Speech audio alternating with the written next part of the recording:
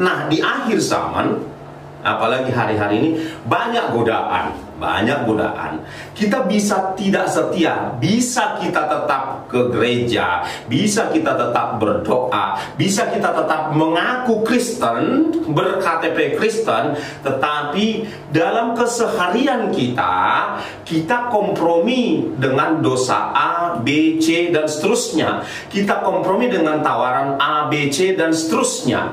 Jangan sampai kiranya Bapak Ibu Saudara, pada hari terakhir itu Tuhan berkata kepada saudara bahwa Dia tidak mengenal saudara. Oleh sebab itu, make sure, pastikan, cek hatimu sekarang, cek hatimu betul-betul, apakah saudara dan saya condongnya itu kepada kehendak Tuhan atau kepada keinginan dunia ini.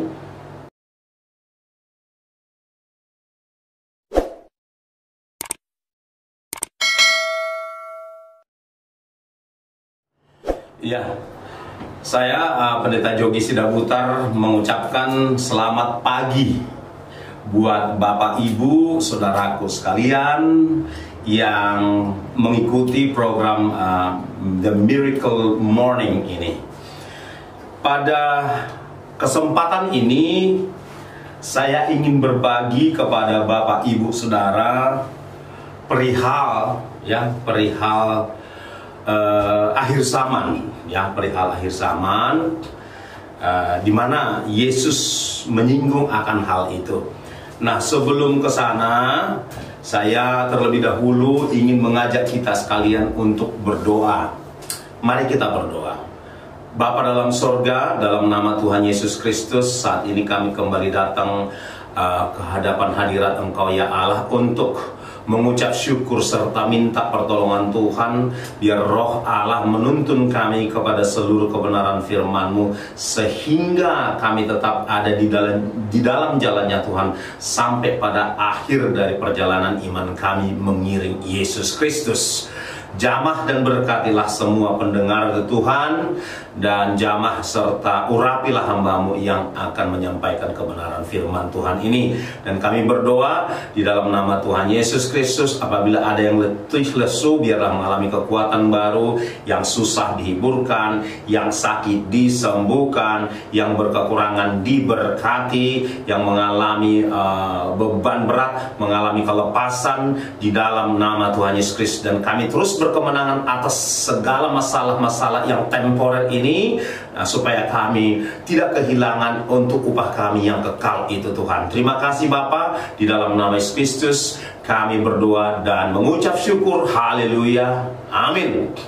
Nah, saya langsung saja Bapak Ibu Saudaraku mengajak kita sekalian membaca dari ucapan Tuhan Yesus yang dituliskan di dalam Matius 7 ayat 22 hingga 23. Demikian. Pada hari terakhir, banyak orang akan berseru kepadaku, Tuhan, Tuhan, bukankah kami bernubuat demi nama-Mu, dan mengusir setan demi nama-Mu, dan mengadakan banyak mujizat demi nama-Mu juga? Ayat 23, pada waktu itulah aku akan berterus terang kepada mereka dan berkata, aku tidak pernah mengenal kamu. Enyahlah daripadaku, kamu sekalian pembuat kejahatan. Tuhan Yesus menyampaikan ini buat kita sekarang yang hidup di akhir zaman, yang sudah sangat dekat dengan kedatangan Tuhan Yesus Kristus. Sebagaimana tadi dikatakan bahwa pada hari-hari terakhir ada orang yang berseru-seru memanggil, Tuhan, Tuhan, bukankah kami sudah melakukan mujizat demi nama-Mu, sudah melayani demi nama-Mu, mengusir setan demi nama-Mu, dan seterusnya dan seterusnya. Nah, tetapi Yesus berkata kepada orang-orang ini di akhir zaman bahwa Tuhan tidak mengenal mereka. Ini yang menjadi pertanyaan, ini yang menjadi persoalan Bapak Ibu Saudara. Apa kira-kira yang menyebabkan orang yang sudah melakukan pelayanan A, B, C, dan seterusnya, pelayanan-pelayanan dahsyat itu, namun kemudian ditolak oleh Tuhan Yesus Kristus? Saya tidak tahu jawaban yang pastinya, tetapi pasti ada jawaban yang pasti, yaitu dari Tuhan Yesus. Pasti ada penyebabnya, saudara yang dikasihi oleh Tuhan Yesus Kristus. Namun bagi saya, Bapak Ibu Saudaraku, perenungan bagi saya adalah soal ketaatan dan kesetiaan. Saya yakin ini adalah soal ketaatan dan kesetiaan. Taat artinya tunduk kepada firman Tuhan, tunduk kepada perintah Tuhan Yesus tanpa tawar-menawar, kan begitu ya. Taat, tunduk, tanpa tawar-menawar, tanpa banyak tawar-menawar. Lalu setia. Setia ini menurut saya bahwa tidak ada kompromi, kan begitu ya. Tidak ada kompromi. Setia. Contoh sederhana saja, saya ingin berbicara melalui hal-hal yang sederhana. Suami istri, kan begitu ya. Ini kan antara suami dan istri berlaku perkataan setia. Nah, kalau seorang istri contohnya, ada saat dimana dia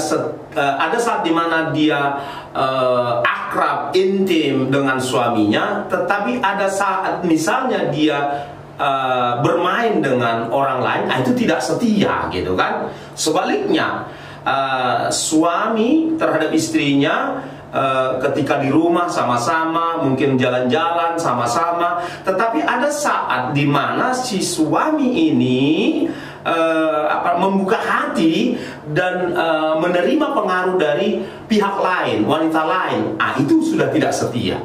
Saya kira gambaran yang sederhana ini cukup menolong kita memahami soal setia tidak setia terhadap Tuhan. Nah, di akhir zaman, apalagi hari-hari ini, banyak godaan. Kita bisa tidak setia, bisa kita tetap ke gereja, bisa kita tetap berdoa, bisa kita tetap mengaku Kristen, ber-KTP Kristen, tetapi dalam keseharian kita kompromi dengan dosa A, B, C, dan seterusnya. Kita kompromi dengan tawaran A, B, C, dan seterusnya. Di dunia ini banyak tawaran dari pekerjaan, tawaran dari bisnis, tawaran dari relasi dengan orang-orang tertentu, bahkan tawaran dari kuasa kegelapan, bahkan tawaran dari dunia ini, tawaran dari hedonisme, tawaran dari untuk pencapaian sukses, ya kan, tawaran untuk pencapaian kesenangan, hobi, barang tertentu dan lain sebagainya. Tapi bukan di dalam jalannya Tuhan, begitu saudara-saudara. Nah, tetapi melalui godaan, melalui pengaruh dari dunia ini, orang bisa saja tampaknya di luar dia tetap Kristen, tetapi sesungguhnya kenyataannya dalam kehidupannya sehari-hari dia sebenarnya kompromi dengan A, B, C, dan seterusnya, Bapak Ibu Saudara yang dikasihi oleh Tuhan Yesus Kristus. Nah, pertanyaan berikutnya menjadi perenungan bagi kita. Itulah sebabnya penting kita untuk mengetahui apa yang menjadi kehendak Allah, apa yang menjadi agendanya Tuhan, kan begitu ya.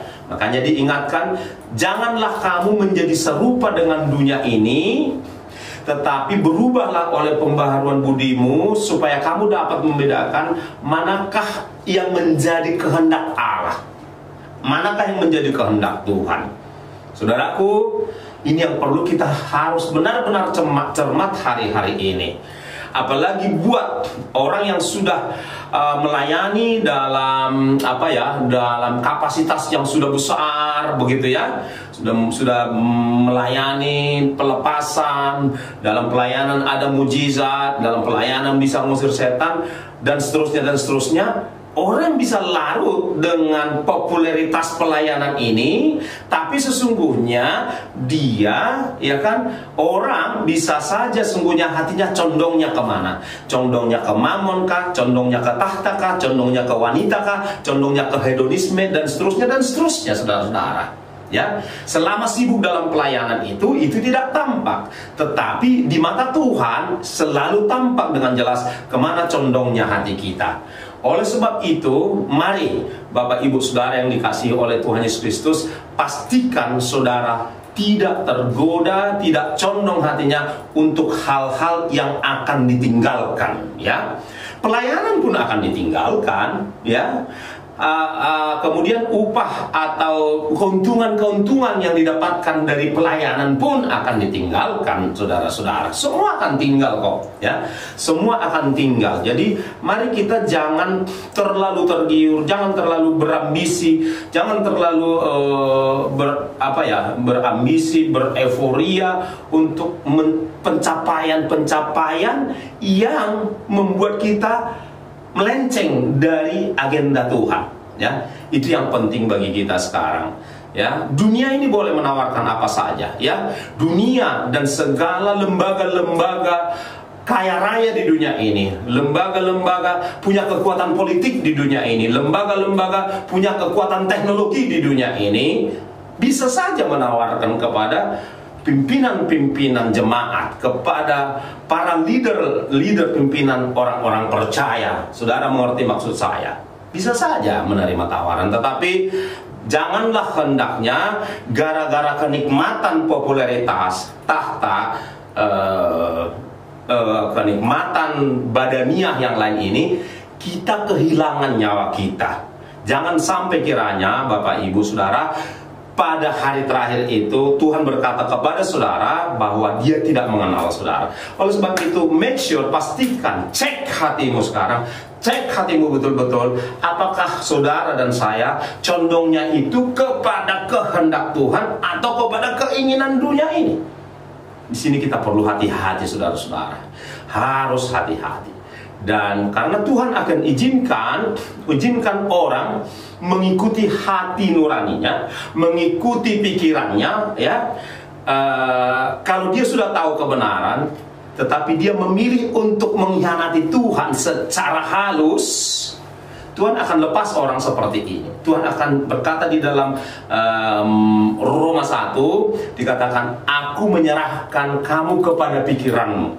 Oleh sebab itu hati-hati saudara, ya. Hati-hati, jangan mau tergoda dengan tawaran apa saja yang kemudian menghilangkan imanmu, menghilangkan mahkotamu, ya, menghilangkan hidup kekalmu.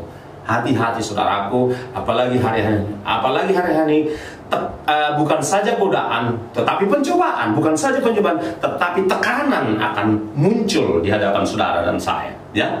Jadi godaan, ya, pencobaan dan tekanan itu akan dihadapi oleh orang percaya di hari-hari terakhir, di akhir zaman. Oleh sebab itu, persiapkan imanmu, persiapkan stamina imanmu untuk menolak segala tawaran dari dunia ini, supaya saudara dan saya tidak kehilangan mahkota. Untuk apa, kata Tuhan Yesus, engkau memperoleh seisi dunia ini kalau jiwamu binasa, ya. Untuk apa saudara memperoleh semua pencapaian di dunia ini kalau taruhannya nyawa saudara, ya. Oleh sebab itu saudara, berhati-hatilah. Ini saya share dari hati saya supaya kita betul-betul konsisten, ya, betul-betul konsisten untuk melekat kepada rencana Tuhan saja, yaitu hidup kekal apapun taruhannya. Tuhan berkata di dalam Matius, saya lupa, mohon maaf, tapi dikatakan, janganlah takut kepada mereka yang hanya dapat membunuh tubuh, tetapi tidak dapat membunuh roh. Tetapi takutlah kepada Dia yang dapat membunuh tubuh maupun jiwa seseorang dan memasukkannya ke neraka. Oleh sebab itu, artinya apa? Gak usah takut. Kalau hanya tubuh yang dibunuh, gak usah takut. Yang penting rohmu, nyawamu selamat, karena engkau konsisten memilih Tuhan Yesus dan tidak menyangkalinya. Ini doa kami, ini harapan kami buat kita semua, jemaat, orang percaya, terutama hamba-hamba Tuhan, apalagi hamba-hamba Tuhan besar. Ini yang bisa kami seringkan, kiranya yang boleh mengingatkan serta menguatkan kita sekalian. Kita berdoa. Bapa di sorga, renungan singkat dan sederhana ini kiranya Tuhan pakai mengingatkan sebanyak mungkin orang supaya sungguh-sungguh berjaga-jaga, sungguh-sungguh menjaga hati, tidak condong dan tidak kompromi dengan tawaran dunia, apapun bentuk tawaran dunia ini, tetapi kami tetap konsisten melekat terpatri dengan apa yang menjadi agenda surga, agenda Tuhan bagi kami, yaitu hidup kekal, setia, taat sampai akhirnya. Ini doa kami Bapa, berkati semua pendengar Tuhan, apapun yang mereka kerjakan, pekerjaan, usaha bisnis, Tuhan berkati, sehingga semua pendengar ini boleh hidup berkecukupan. Dan Tuhan berkati juga dengan damai sejahtera, dengan sukacita, dengan semangat, berkati dengan iman yang terus ditambah-tambahkan bagi kami semua.